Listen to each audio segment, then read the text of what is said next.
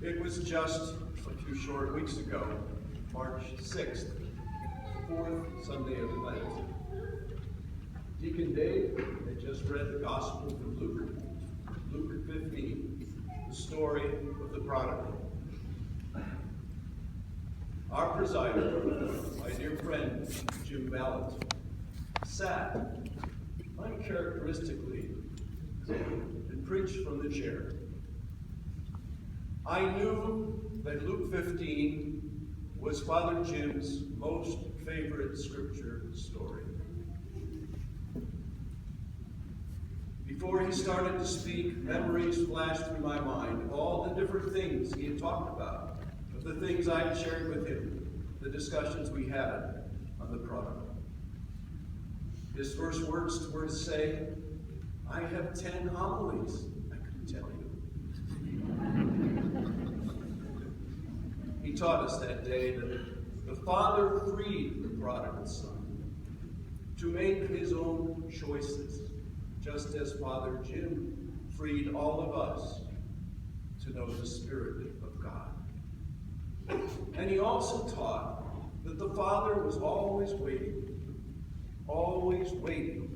ready to forgive the sinner.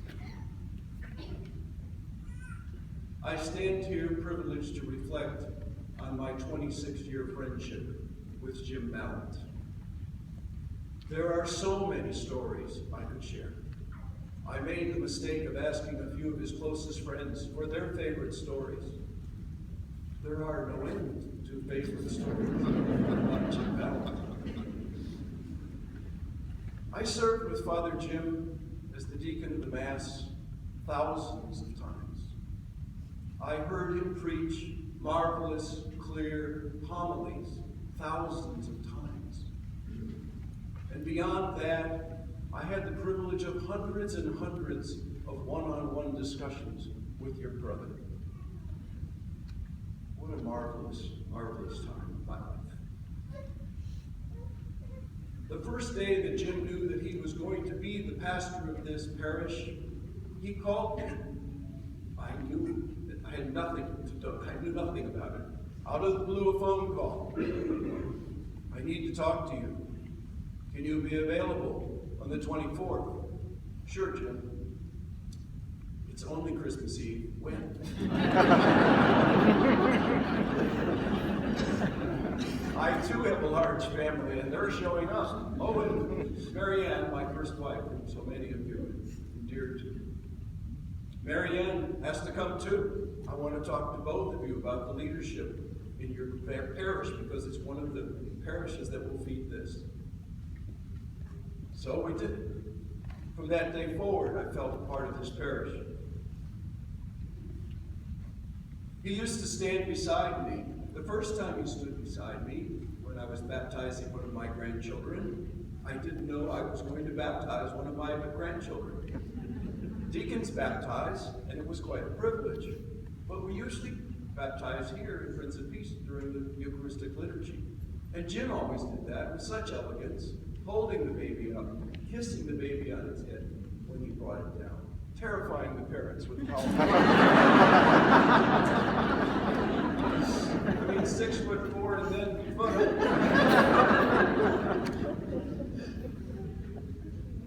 that wonderful grandchild's mother is here tonight.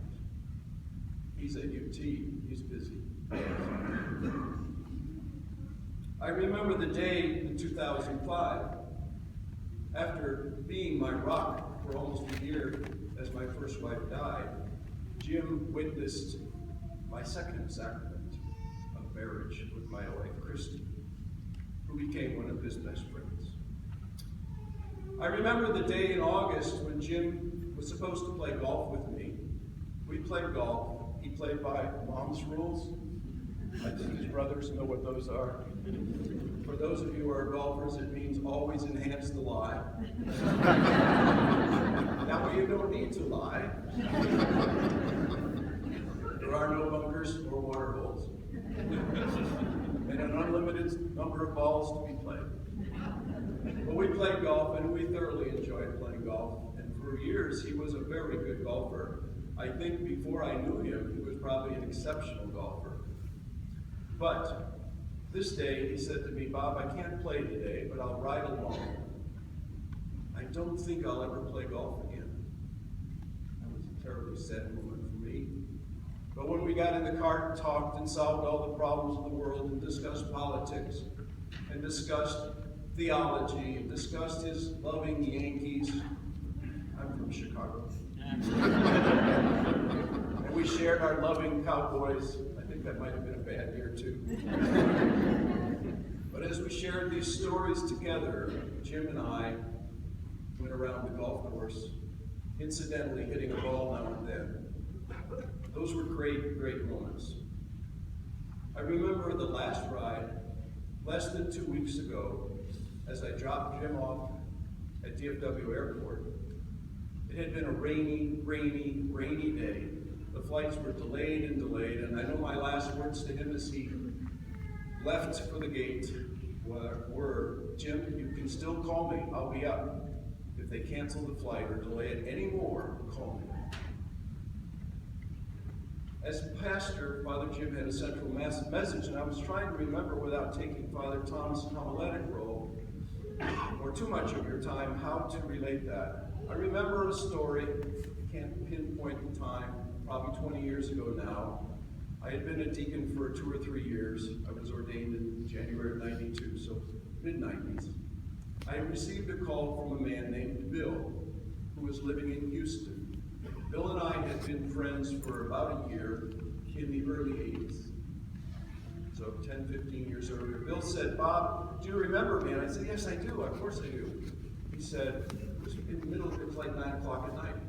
He said, "Remember my wife?" I said, "Not well, Bill, but I remember her. We met." He said, "The cancer's got her again. She's not going to last long. And Bob, I hear you're ordained." I said, "Yes." And he said, "Tell me, my dad was a Presbyterian pastor. She doesn't believe in God. What's going to happen to her?" So I had enough exposure to Jesuits to say, "I need to pray about this, Bill."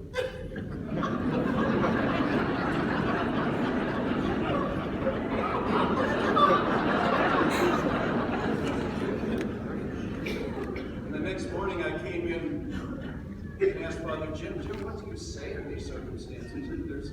What can I add?" He said, "Bob." And he used to say, "Bob," 2 syllables. When I was supposed to be a senator. He said, "Bob, is there love in her life?" I said, "Oh, they have a deep love for one another, Bill. I know that." Or Jim, I know that. Bill and his wife. He said, "Wherever love is, God is present. God would never abandon her if she didn't love." The central message of Father Jim's theology, I think, could be summarized by saying this: God is present, always. God will never abandon anyone. Hope for the big tomorrow. Love never fails. Jim is now in the big tomorrow, and love is certainly here, so it's still unfailing. If you've ever been hugged by Father Jim, you know he was a big man. Some big guys are intimidating. Father Jim was empowering. Hugging Father Jim was like 4 or 5 big chocolate candy bars. Jim's roots are in his wonderful New York family. And this intellectually brilliant man had a dimension beyond intelligence, beyond intellect. He had wisdom. I blame that on his family. I did meet your father. He came here, played keyboard for us in the first part of this parish, and we sang with him. Maybe John Balint is at fault. Somehow Jim had wisdom. Early on, he joined the Air Force, and our paths might have crossed, although mine would have been at 30,000 feet and his was down on the ground. He went to West Texas with the Air Force after he graduated from college, and he helped build a hospital at Dyess Air Force Base. And about 30 minutes to the west of there at Big Spring, I was busy learning how to fly. One of the things that happened to Jim Balint is he became a priest during Vatican II. One of the things that happened to Prince of Peace is our pastor believed in the Spirit and lived the Spirit of Vatican II. Now I want to introduce to our visitors what that means. Look across the sanctuary. See the face of God. That is the most powerful message of Jim Balint.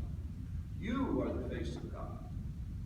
And he wanted all of us to remember that we were the face of God, and we are called to be God to one another. I know, Jim, you said 5 minutes. Far enough away from everybody, anytime.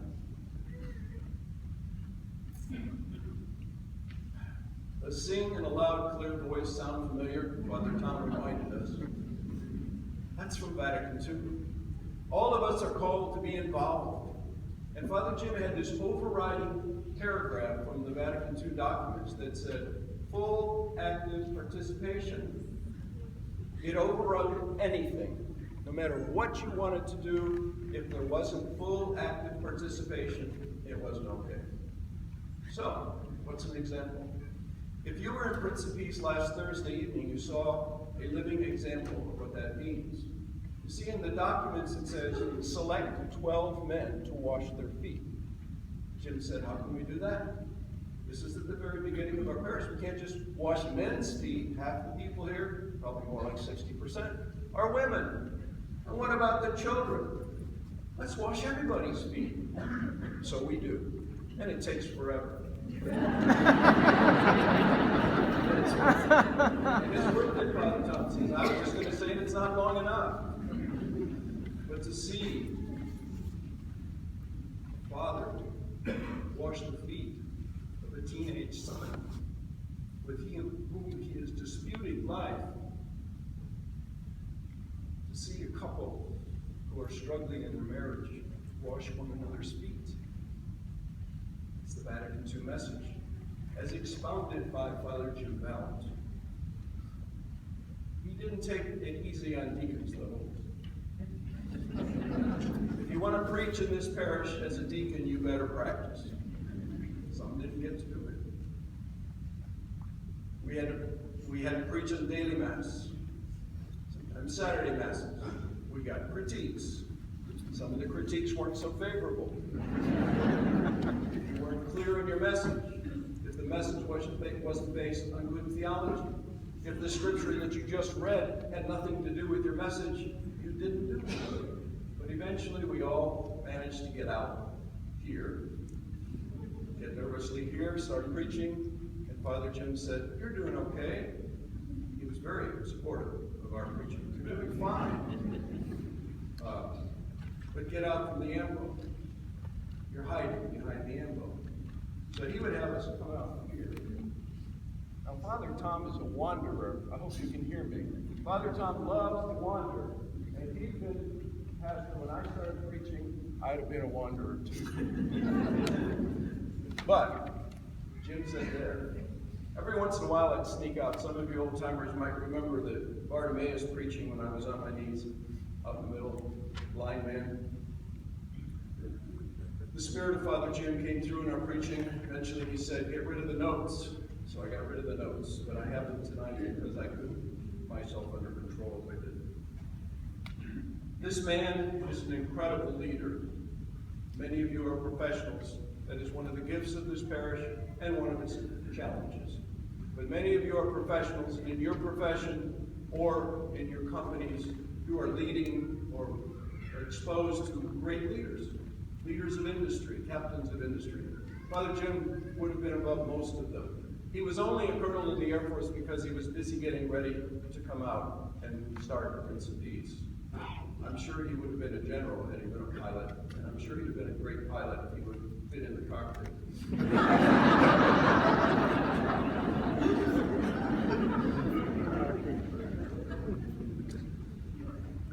Father Jim Balint had some special friends, and I'm going to do them a disservice by not mentioning them enough, but one of them in particular, he met at a seminar. I wish I knew exactly when, 20 years ago. It was a Jesuit priest from Colorado, I think, or from the mountain area, who had dedicated his life to a poor community in Honduras, Father Ramon. Saint Father Ramon preceded Jim in death. They greeted one another for about a week now. They became close friends. We became sister parishes. We have given a little bit of our wealth. They have given a treasure to us. Another one of Jim's special friends came out of his time in the 60s. We remember the 60s for a lot of reasons. Civil unrest was one of them. Martin Luther King was one of Father Jim's heroes. And I couldn't forget the children. If you want to see an expression of Father Jim and his liturgical experience, come to Mass at 8:05 on a Wednesday morning while school is in session. Father Jim loved his children.